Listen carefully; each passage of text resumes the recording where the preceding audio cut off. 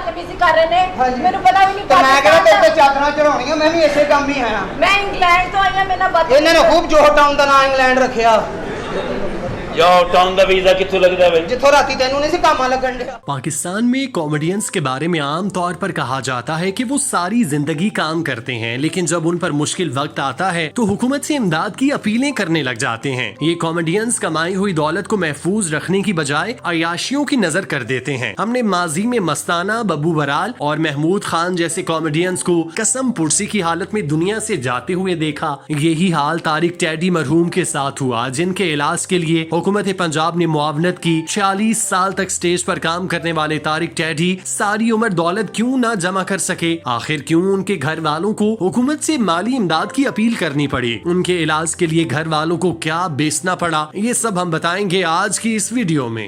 ना मैं ध्यान ना जरा गल करना है हां ध्यान नाल दूसरे पासों केड़ा दूसरे पासे तेरा ज़हन गंदा है पागला गल ते मैं करनी सीधी। अच्छा मेरा ज़हन गंदा गलत पासे मेरा गंदा तू सिर्फ पी के जम्मी है। तारिक टैडी गुज़श्ता रात पाकिस्तान किडनी लिवर इंस्टीट्यूट में जान की बाजी हार गए। 2 हफ्तों से इलाज के लिए किडनी लिवर इंस्टीट्यूट में जेरे इलाज थे, जहां पर बेहतरीन डॉक्टर्स का पैनल उनके इलाज पर मामूर था, लेकिन फिर भी तारिक टैडी जामबर ना हो सके। तारिक टैडी की तबीयत लाहौर के अल-फलाह थिएटर में परफॉर्म करते हुए अचानक खराब हुई। उन्हें सेट पर खून की उल्टी हुई, जिस पर तारिक टैडी को इलाज के लिए पहले फारूक अस्पताल ले जाया गया, जहाँ उनके इलाज मुआवजे पर तकरीबन 2 लाख रुपए से जायद खर्च आया। हैरत की बात ये थी कि 46 साल तक स्टेज इंडस्ट्री में काम करने वाले तारिक टैडी या उनके घर वालों के पास ये बिल देने के पैसे नहीं थे, जिस पर अस्पताल इंतजामिया ने बिल की अदायगी तक तारिक टैडी को रोके रखा। इस मौके पर फनकार बरादरी ने अपने आप पैसे जमा करके तारिक टैडी के घर वालों को दिए, जिस पर उन्होंने अस्पताल का बिल क्लियर किया और तारिक टैडी को बेहतर इलाज मुआवजे के लिए PKLI ले आए, जो कि पंजाब हुकूमत के जेरे इंतजाम था।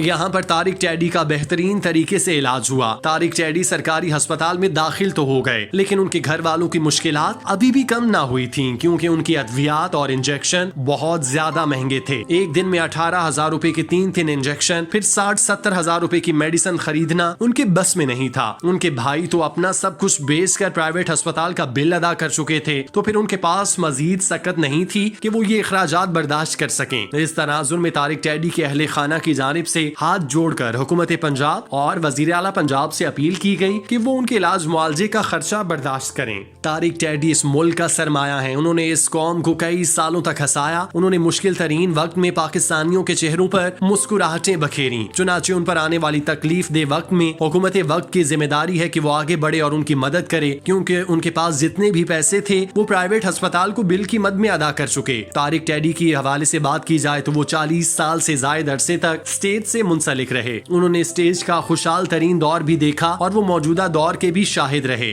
वो शो करने बैरूने मुल्क भी गए। इसके अलावा उन्होंने 1-2 फिल्मों में भी काम किया। उन्होंने टीवी पर भी कुछ अरसा काम किया, लेकिन जल्द ही थिएटर पर वापस आ गए। इतना ज्यादा काम करने के बावजूद तारिक टैडी अपने मुश्किल वक्त में काम आने के लिए पैसे जोड़ने में नाकाम रहे। लाहौर के बड़े थिएटरों में काम करने वाले तारिक टैडी, जिनका मुआवजा भी ठीक ठाक था, उन पर हालात इस तरह के आए कि उन्होंने अपना इलाज करवाने के लिए हुकूमत से मदद तलब कर ली। उन्होंने 40 साल तक इंडस्ट्री में काम करते हुए कोई अपना जरिया आमदन नहीं बनाया। फिर वो कुछ पैसे न जमा कर पाए जो मुश्किल वक्त में उनके काम आ जाते और उन्हें हुकूमत के आगे हाथ फैलाने की नौबत पेश न आती।